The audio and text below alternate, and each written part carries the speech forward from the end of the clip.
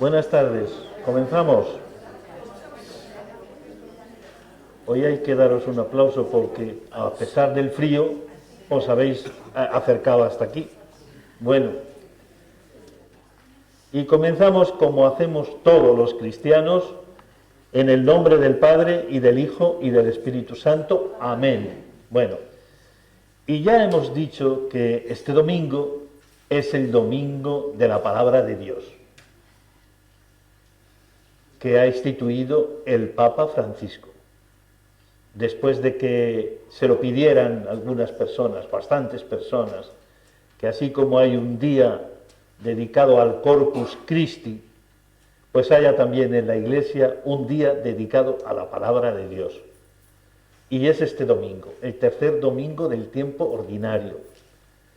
Un domingo que también en las iglesias, en las parroquias, seguramente escucharéis oír hablar de la Asamblea Diocesana.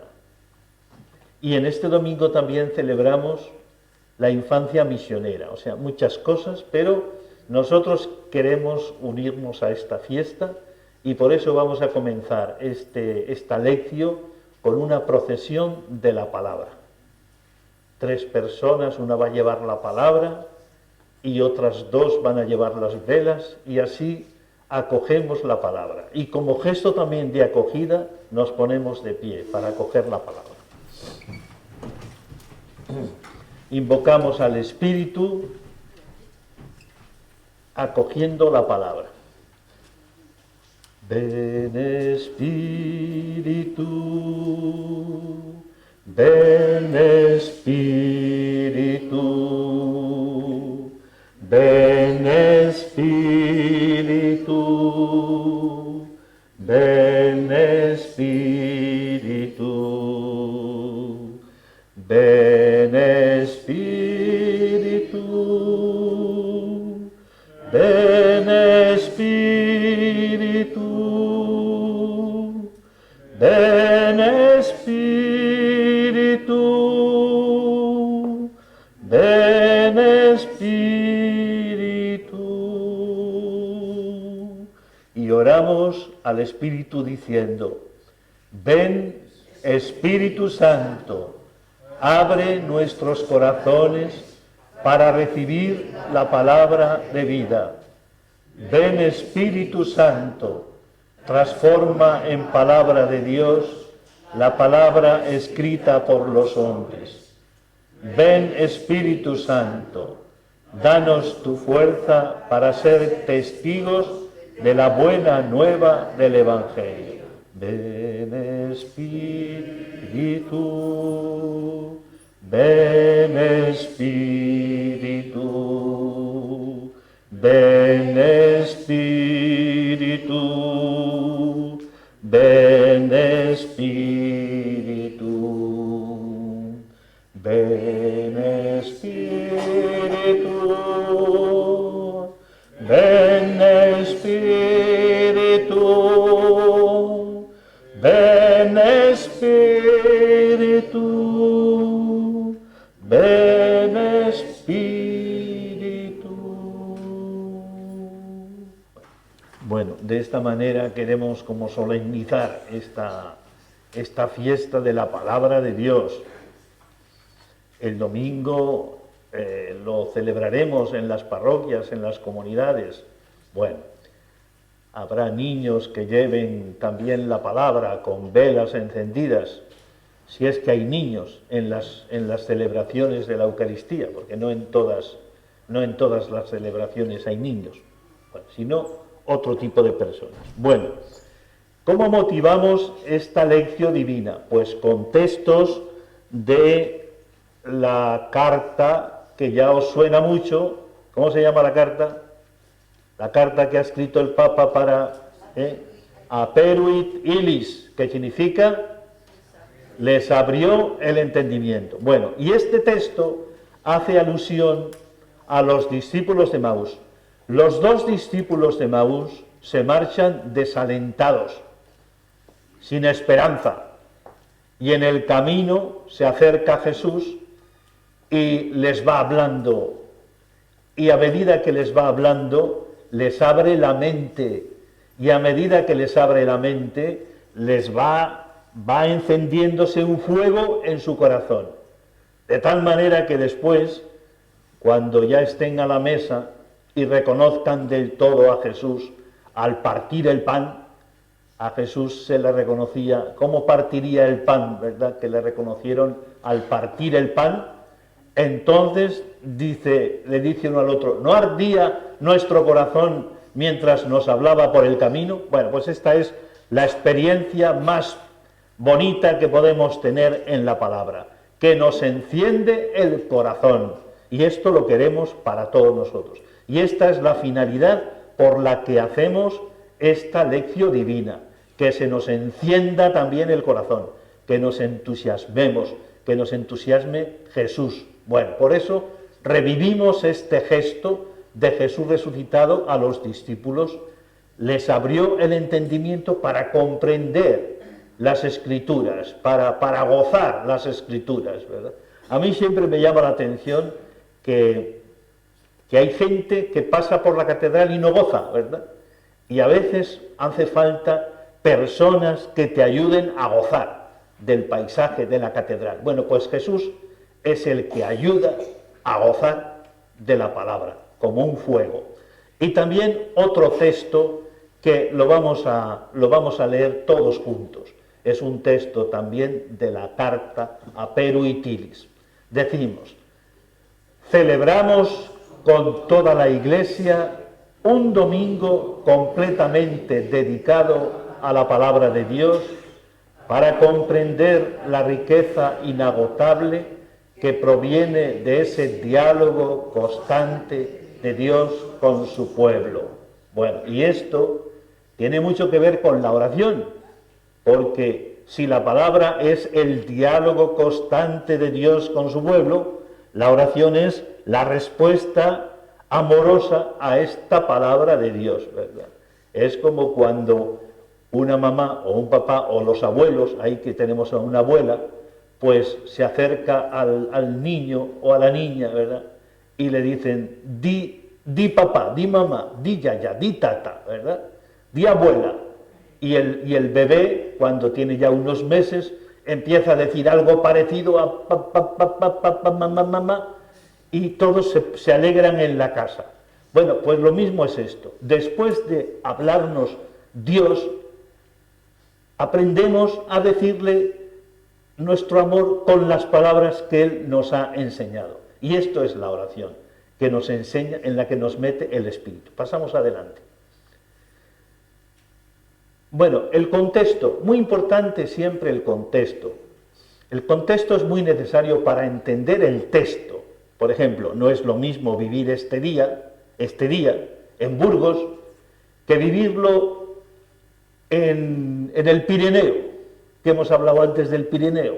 No es lo mismo, ¿verdad? El contexto hace que te prepares para vivir el tiempo, la temperatura, la nieve, el agua, de una o de otra manera. Bueno, pues salvando las distancias que son tantas, cada texto del Evangelio tenemos que mirar el contexto para entenderlo mejor. Bueno, y este texto del que vamos a hacer lección es del Evangelio de San Mateo, que ya tenemos dicho bastantes cosas del Evangelio de San Mateo.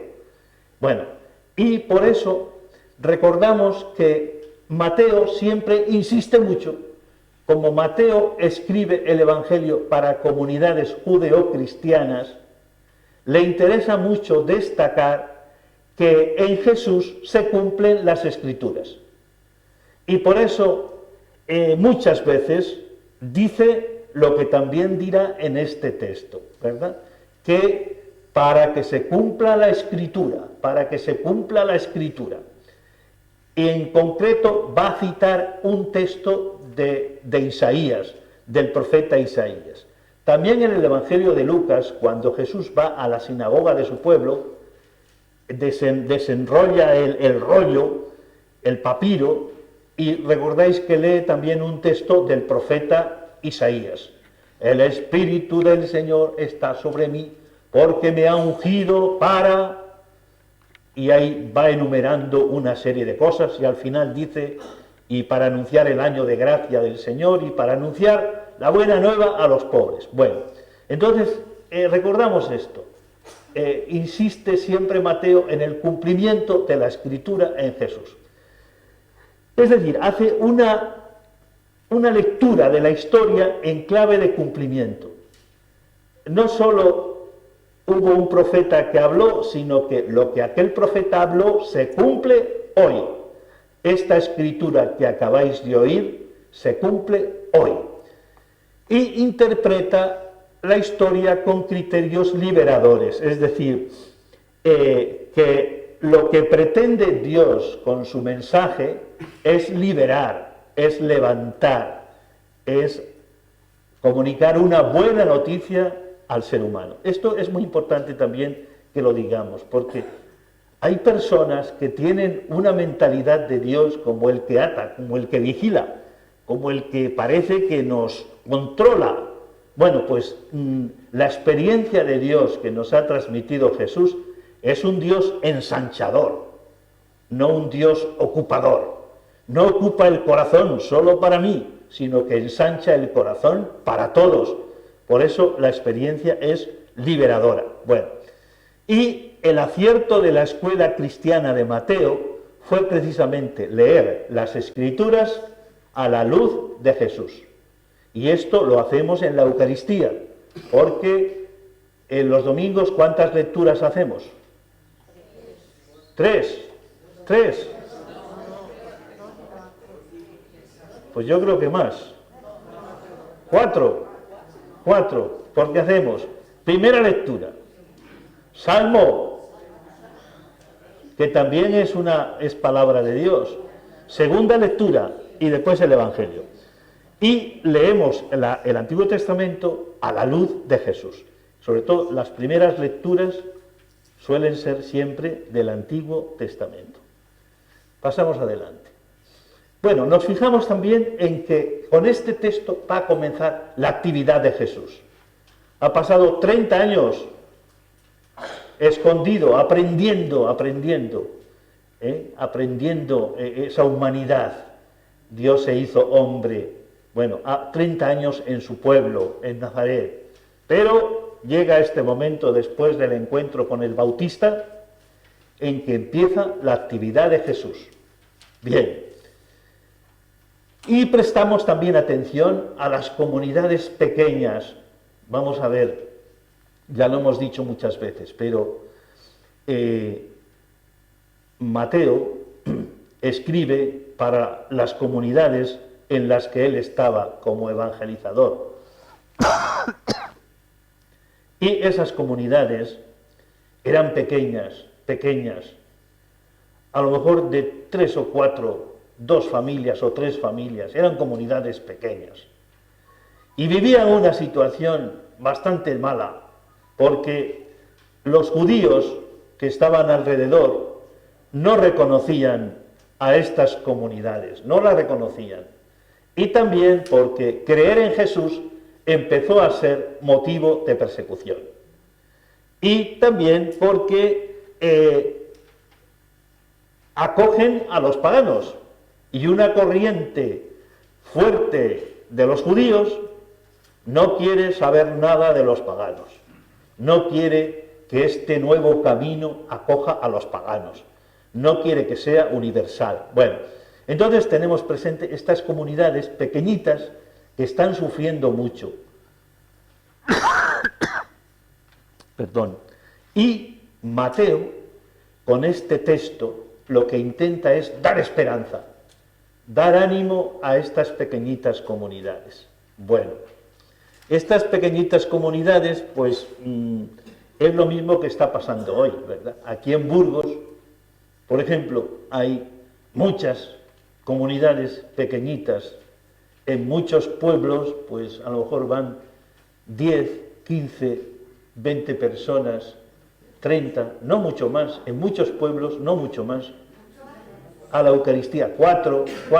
Bueno, pues este texto va bien para dar esperanza a estos grupos, porque pueden decir, no somos en muchos no hay, bueno, pues en lo pequeñito a lo pequeñito hay que dar esperanza, como hace Mateo.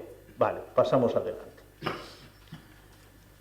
Lectura, pues vamos a leer también, bueno, si nos ponemos de pie otra vez, ¿qué tal?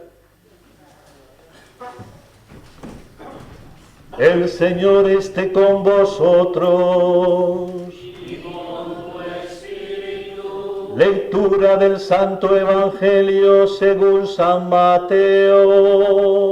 Gloria a ti, Señor. Y así, con un tono vibrante, festivo, proclamamos esta palabra de Dios en este domingo de la palabra. Al enterarse Jesús de que habían arrestado a Juan, se retiró a Galilea. Dejando Nazaret, se estableció en Cafarnaún, junto al mar, en el territorio de Zabulón y Neftalí, para que se cumpliera lo dicho por medio del profeta Isaías: tierra de Zabulón y tierra de Neftalí, camino del mar, al otro lado del Jordán, Galilea de los gentiles. El pueblo que habitaba en tinieblas vio una luz grande. A los que habitaban en tierra y sombras de muerte, una luz les brilló. Desde entonces comenzó Jesús a predicar diciendo: convertíos, porque está cerca el reino de los cielos. Paseando junto al mar de Galilea, vio a dos hermanos, a Simón, llamado Pedro, y a Andrés, que estaban echando la red en el mar, pues eran pescadores. Les dijo: venid en pos de mí, y os haré pescadores de hombres. Inmediatamente dejaron las redes y lo siguieron. Y pasando adelante vio a otros dos hermanos, a Santiago, hijo de Zebedeo, y a Juan, su hermano, que estaban en la barca repasando las redes con Zebedeo, su padre, y los llamó. Inmediatamente dejaron la barca y a su padre y lo siguieron. Jesús recorría toda Galilea, enseñando en sus sinagogas, proclamando el evangelio del reino y curando toda enfermedad y toda dolencia en el pueblo. Bueno, y como ponemos aquí, unas cuantas personas, no todos, 8 o 10 personas, os podéis acercar para besar la palabra. Tu palabra me da vida, confío en ti, Señor.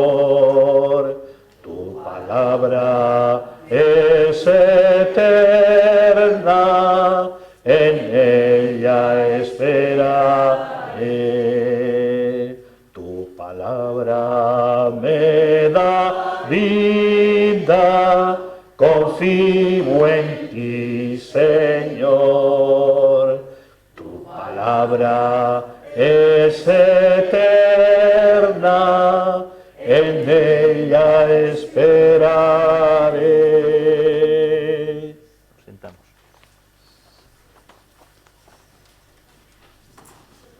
Bueno, y vamos a comentar brevemente este texto de Mateo.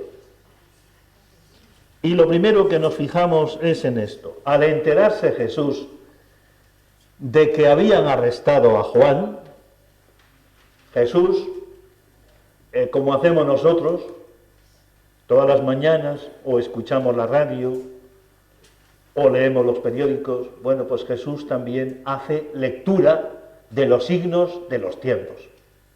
Lectura de los signos, de lo que se oía, pues han encarcelado a Juan, lo han metido en la cárcel de allí del Mar Muerto. Bueno, pues esto le llega a Jesús. Y al enterarse Jesús de que habían arrestado a Juan, hace por tanto lectura de los signos de los tiempos. Igual que hacemos nosotros. Nosotros también tratamos de leer los signos de los tiempos, en los cuales Dios nos habla. Dios nos habla a través de lo que nos pasa, y a través de lo que les pasa a los nuestros, y a través de lo que pasa en Burgos, y a través de lo que pasa en el mundo. Bueno, y lo hace a la luz de la misión. La misión es lo que Jesús lleva en el corazón. Podemos decir que lo que Jesús lleva en el corazón es el reino, la pasión por el reino.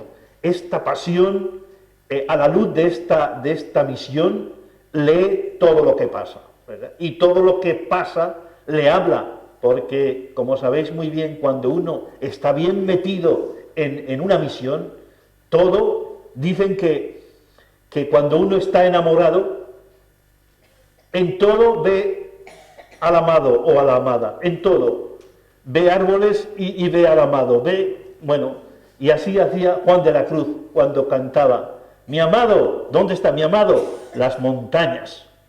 Ve las montañas y ve al amado, los valles solitarios nemorosos y ve al amado, las ínsulas extrañas, el silbo de los aires amorosos, la música callada, la soledad sonora, la cena que recrea y enamora. Es decir, cuando uno tiene una pasión por dentro, ve a todo de otra manera. Bueno, y esto es lo que hace Jesús también. Lee los acontecimientos con esta misión que tiene en el corazón.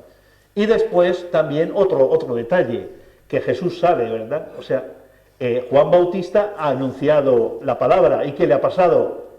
Pues le ha pasado que lo han metido en la cárcel y que llegará el día en que lo decapitarán.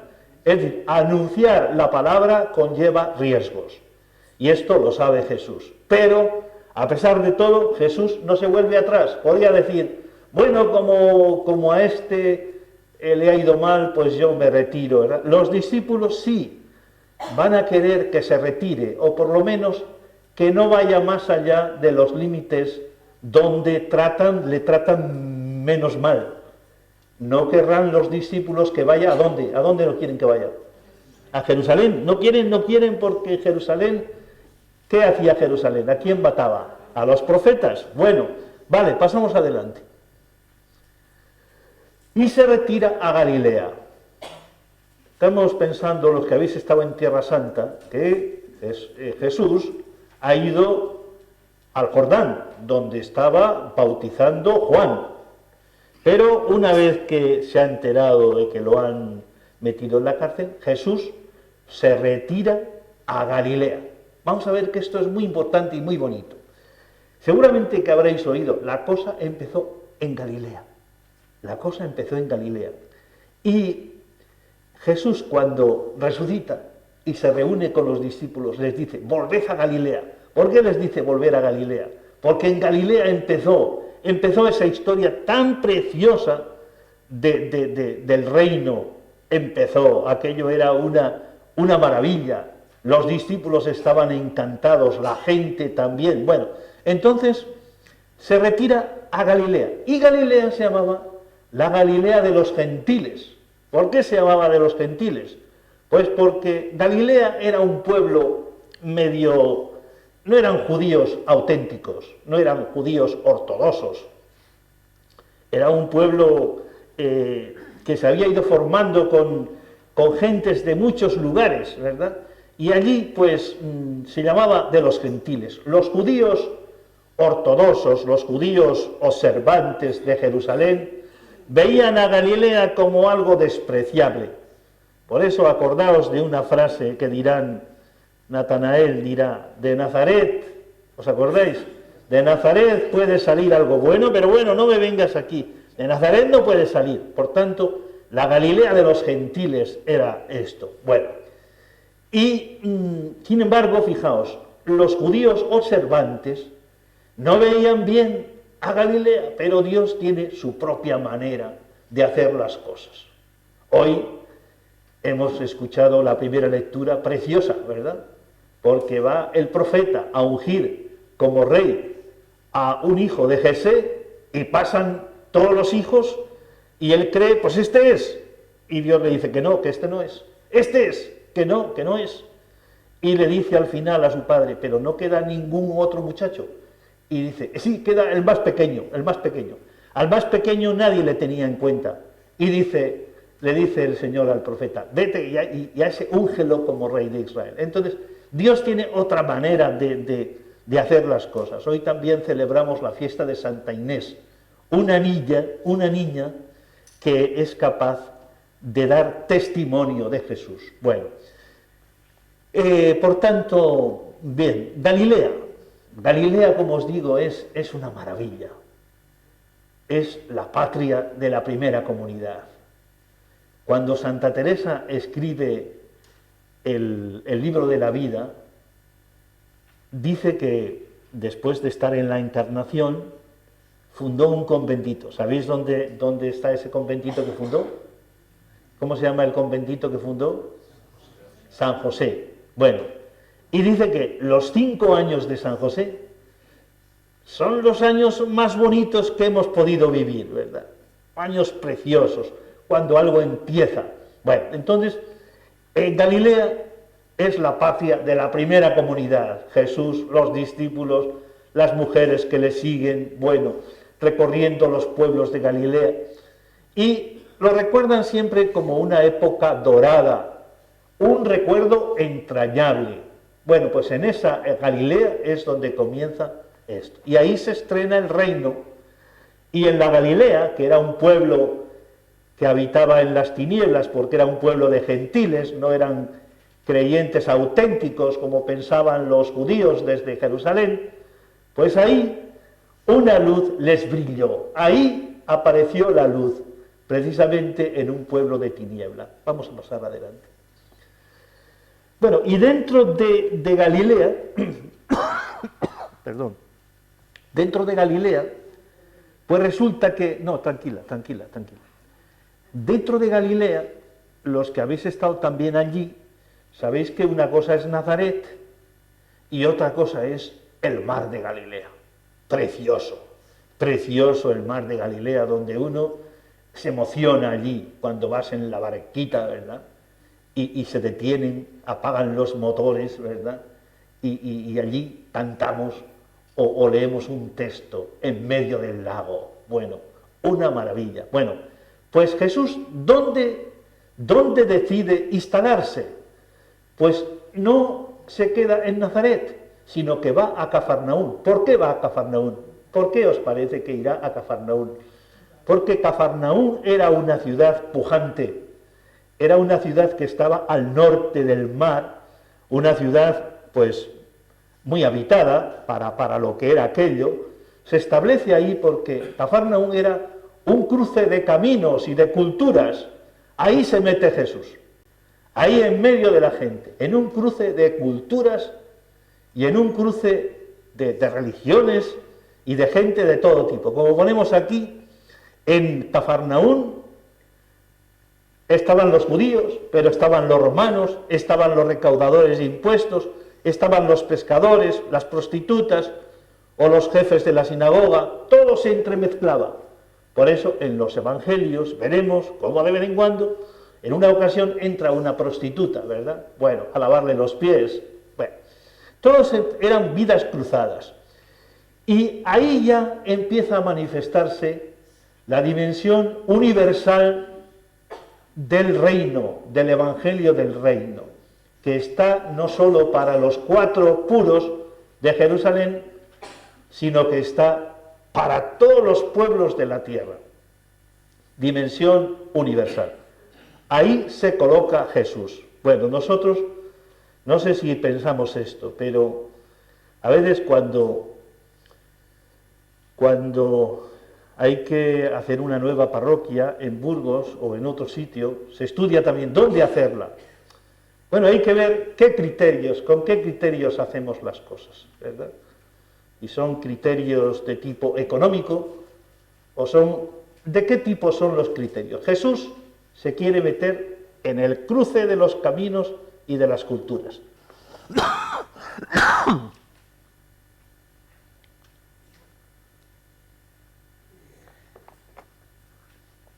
Bueno, ¿y qué dice Jesús? ¿Qué dice Jesús cuando empieza a actuar?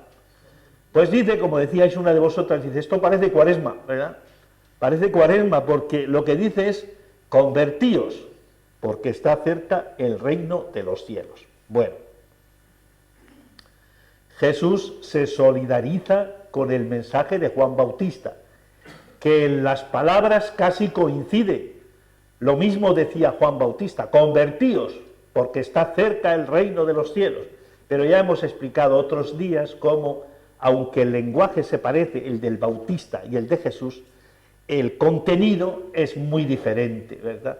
La imagen de Dios que transmite Jesús es muy diferente. Bueno, y ahí comienza la predicación. Llama la atención que no comienza en Jerusalén, no comienza en Jerusalén, donde está pues el poder, donde está, digamos, el dominio religioso. Como también en Lucas veremos que cuando la anunciación, no se dirige la anunciación a Jerusalén, al templo, sino que se dirige a Nazaret, ¿verdad? Como sabemos, la anunciación a María. Bueno, convertíos, bueno, la conversión. Dos son los centros de la predicación de Jesús, conversión y reino, o podríamos decir que lo que Jesús predica es el reino, pero para captar y acoger el reino hay que convertirse. ¿Y qué es convertirse? Bueno, pues convertirse es sobre todo, la palabra griega que se utiliza para conversión es metanoia, que significa, la conversión es cambiar de mente, cambiar la mentalidad y cambiar el corazón. ¿Para qué? Para acoger el regalo del reino que Jesús ha venido a traer. Por eso la conversión no la podemos entender como algo que acontece de tejas abajo, sino que la conversión es tener unos ojos nuevos, un corazón nuevo, para acoger el reino. Esa es la conversión, tener disposición para recibir. Decía Santa Teresa, todo nuestro bien consiste en aprender a recibir, y es verdad, todo es gracia. Y cuando entendemos esto, entendemos mucho ya del camino cristiano. Todo nuestro bien es aprender a recibir. Por eso, la contemplación, que es aprender a recibir, muchas veces es estar como un cántaro roto ante la fuente. Y os podéis imaginar, y os podéis preguntar, ¿por qué un cántaro roto? Porque uno acoge el agua y la reparte a todos los que están alrededor. En el próximo número de la revista Orar, que dedicamos a la contemplación, Caminos de Contemplación, encontraréis estos textos que nos han regalado nuestros hermanos de las Batuecas. Bueno, entonces caer en la cuenta de la presencia liberadora de Dios, que siempre es gratuita, todo es gracia, porque todo lo recibimos, no lo conseguimos a fuerza de puños. Vale, y pasamos. Y después el reino que es un concepto dinámico. Daos cuenta que más adelante en el Evangelio de Mateo se dirá que el reino se parece ¿a qué? ¿A qué se parece? A un grano de mostaza, a una semilla. Es decir, es algo que crece. Uno no se da cuenta, pero el reino va creciendo. Primero un granito de mostaza que parece que no es nada, pero después se convierte en un árbol grande. Bueno, y el reino es el anuncio del amor que Dios nos tiene. Y es siempre una buena noticia para la gente, una buena noticia. Daos cuenta que estamos proclamando el Evangelio. Buena noticia. ¿Tenéis la sensación de que la gente que acude a nuestras iglesias percibe el Evangelio como buena noticia? Pues habrá de todo quizás, ¿verdad? Habrá de todo. Pero esto es fundamental. Y cuando predicamos, cuando hacemos la homilía, tiene la gente también que percibir que es una buena noticia, una buena noticia. Vale, pasamos adelante. paseando junto al mar de Galilea. ¿No os gusta esto, verdad? Jesús paseando junto al mar de Galilea, ¿verdad? Estos detalles son muy bonitos. Paseando junto al mar de Galilea, como lo hemos hecho los que hemos estado por allí, paseando junto al mar de Galilea. ¿Recordáis también en el libro del Génesis qué hacía Yahvé, el Creador, qué hacía? ¿Qué hacía con Adán y Eva? Bajaba todos los días y paseaba. Bueno, pues Jesús paseaba por la orilla del mar. Paseaba con este fuego dentro que hemos dicho. ¿Y qué hace cuando pasea? Que ve a dos, es lógico, ¿verdad? Está en la orilla del mar, lo lógico, entonces no había bañistas. No había.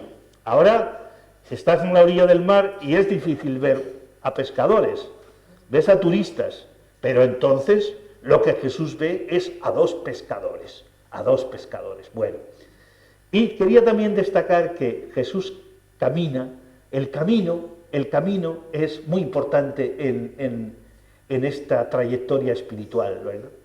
¿Recordáis un libro de Santa Teresa que tiene nombre de camino? Camino de perfección. Muy bien, camino, bueno.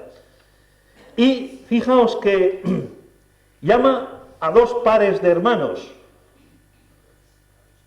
Pedro y Andrés, y los otros dos, ¿cómo se llamaban? Santiago y Juan. Bueno, y uno se pregunta, pero solo con estos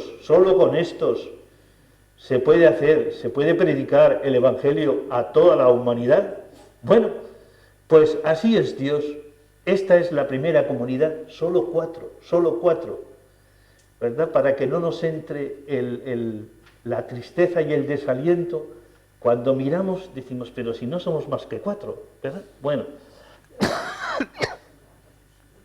por tanto, también nos podríamos preguntar, ¿por qué llama a Jesús? ¿Por qué Jesús necesita o llama a otros para que estén con él? Bueno, esta pregunta me la hicieron a mí cuando estaba estudiando aquí en la facultad, ¿verdad? Teníamos un profesor que se llamaba Jiménez Urresti, que alguno de los que están aquí le recordará, y entrábamos al examen y preguntaba esto: ¿por qué Jesús llamó a discípulos para que estuvieran con él? Y yo veía que salía la gente rápida, pero a los 2 segundos salían. Bueno, y a mí se me ocurrió una respuesta que la verdad, yo le dije, pues llamó para que el reino resonara siempre mientras haya vida humana, para que el reino de Jesús fuera continuado. Y me dijo, muy bien, ala, ya te puedes marchar. Ala. Bueno, entonces, por eso llama cuatro, pero donde se predica el Evangelio siempre hay seguidores. Bueno, y 4 poquitos, como eran pequeñitas las comunidades de Mateo, pequeñitas. Fijaos, en Mateo 18:20 también podemos ver una comunidad pequeñita, porque ese texto dice, donde hay 2 o 3 reunidos en mi nombre, fijaos qué poquito, 2 o 3, allí estoy yo en medio de ellos. Precioso. Bueno, y esto sigue siendo válido para hoy, para que no nos entre el desaliento, ni la desesperanza, qué poquitos somos, qué mayores somos, ¿verdad? Bueno, pasamos. Venid en pos de mí y os haréis. Bueno, una cosa también muy interesante, y es que Jesús es el que llama. Con los rabinos no llamaban. Los rabinos, todavía les hemos visto allí en el templo de Jerusalén, ¿verdad?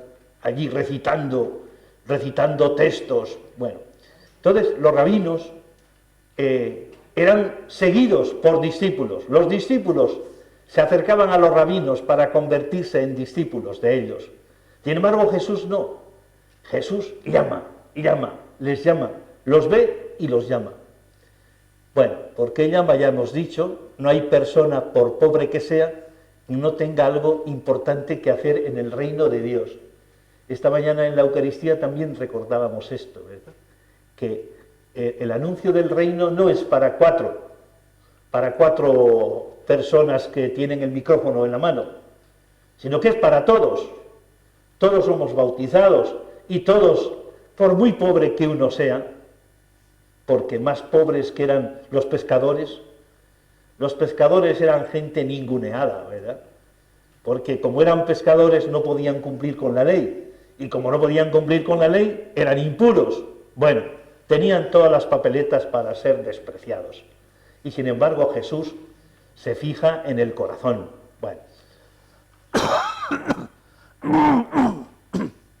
Otra cosa también muy importante es que la respuesta de los discípulos se va renovando durante el camino, porque al principio le siguen a Jesús, pero después, sobre todo cuando llegue el momento de la cruz, no lo entenderán y necesitarán de nuevo abrir la mente y el corazón para poder seguir a Jesús. Pasamos. Inmediatamente dejaron las redes. Bueno, dejar las redes, podíamos también hacer el juego ahí, las redes, atán, dejar las redes es experimentar la liberación. Seguir a Jesús es consagrar la vida para el reino. El que sigue a Jesús ya no vive para sí, sino para el reino. Dios ofrece un camino y el hombre acepta la propuesta de Dios. Y esto que pasó entonces sigue pasando ahora. También Jesús nos llama a nosotros. Pasamos.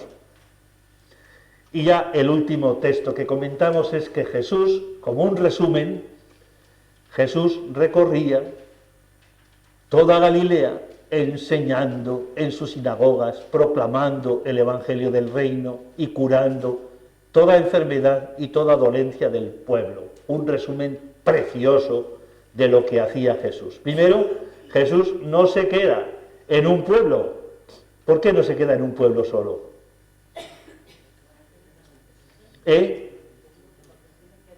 Porque tiene que anunciar el reino también en otros lugares, ¿verdad? Y por eso les decía a los discípulos, vámonos de aquí a otro pueblo, para que también escuchen el Evangelio. Por tanto, Jesús es itinerante.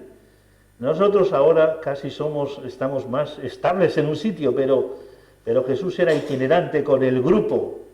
No sabemos cómo se las apañarían para comer, para dormir, pero bueno, pensemos que con poco y durmiendo al raso. Bueno, entonces, y llega hasta Siria y la Decápolis. Las comunidades de Mateo, comunidades judeocristianas, como habían sido perseguidas en Judea, se habían retirado a Siria y a la Decápolis. Y entonces a Mateo le interesa también destacar esto, que Jesús atravesó también las fronteras y llegó a Siria y llegó también a la Decápolis. No se queda parado. Jesús, cuando llega a un sitio, va a las reuniones del pueblo, se mete en el pueblo, no se queda ahí en una esquina, entra en contacto con la sinagoga para anunciar el mensaje. Bueno, y atiende al pueblo que sufre, al pueblo que está angustiado, no se lava las manos, no se desentiende. Bueno, pues vale, así hemos comentado un poquito esto y ahora pasamos a lo siguiente, que es qué respuesta a la palabra. Os hemos hecho 4 preguntas, por si alguna puede quedar en vuestro corazón y ayudaros a reflexionar. Estas preguntas habría que responderlas. La primera sería esta: ¿eres caminante como cristiano, como cristiana? ¿Eres caminante o estás anclado en lo de siempre? Ser caminante no solo es que estés todo el día de camino, ¿verdad?, sino sobre todo que tengas una mentalidad abierta para acoger el reino de Dios. El reino de Dios no se identifica con lo que tú entiendes. Por eso, siempre la experiencia del reino es una búsqueda. Dice San Juan de la Cruz, buscando, ¿cómo sigue? Buscando mis amores. Iré por esos montes y riberas, ni cogeré las flores, ni temeré las fieras, y pasaré los fuertes y fronteras. Bueno, segunda pregunta, ¿qué significa para ti la llamada a la conversión? Que si tienes más genio, tengas menos genio, que si A ver, ¿qué significa para ti la llamada a la conversión desde este texto? Seguramente que descubriréis algún matiz nuevo. Tercera pregunta. ¿Vives el gozo de sentirte llamado o llamada? ¿Vives ese gozo de sentirte, de haberte sentido llamado y llamada a anunciar con Jesús el reino? Bueno, y la cuarta, ¿tienes un corazón ecuménico en esta semana en que estamos celebrando la semana de oración por la unidad de los cristianos? ¿Tienes un corazón ecuménico abierto a la salvación de todos, como habla de lo que habla este texto?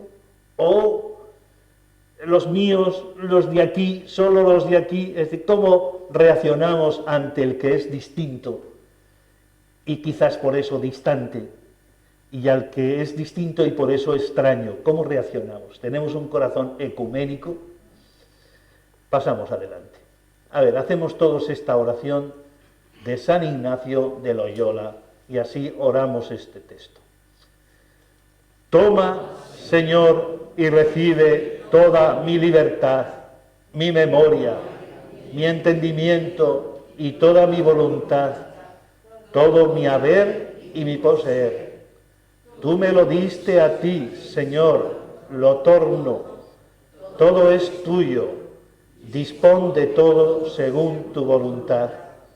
Dame tu amor y tu gracia, esta me basta. San Ignacio de Loyola, un hermano que siempre tenemos que tener presente en el camino de la conversión a Jesús. Bueno, y terminamos contando al mundo la nueva manera de vivir. Bueno, ¿cómo lo podemos hacer? Bueno, pues con este texto del Papa Francisco que dice: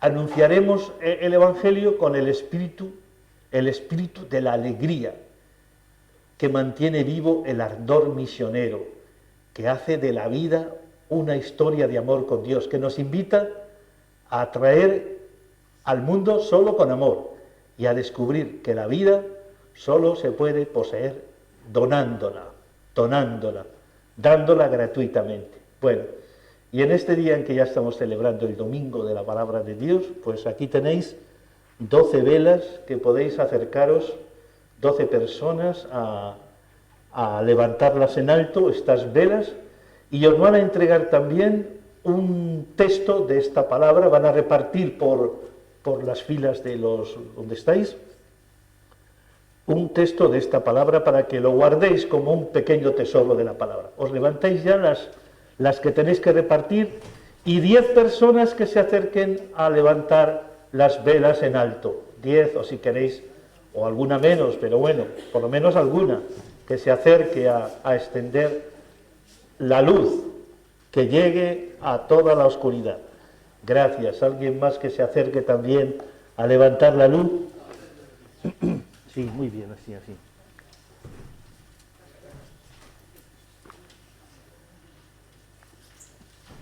Muy bien, muy bien. Y así nos ponemos todos de pie y cantamos.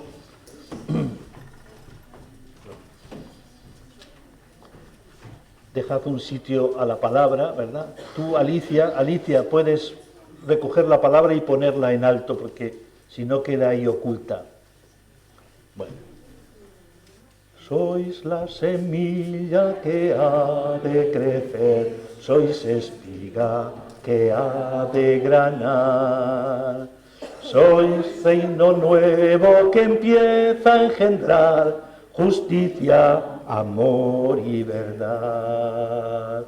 Id, amigos, por el mundo, anunciando el amor, mensajeros de la vida, de la paz y el perdón.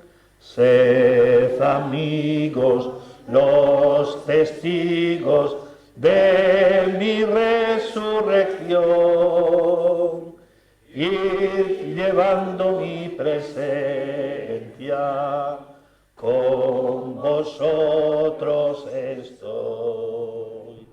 Feliz domingo de la palabra de Dios. Hasta el próximo martes, si Dios quiere.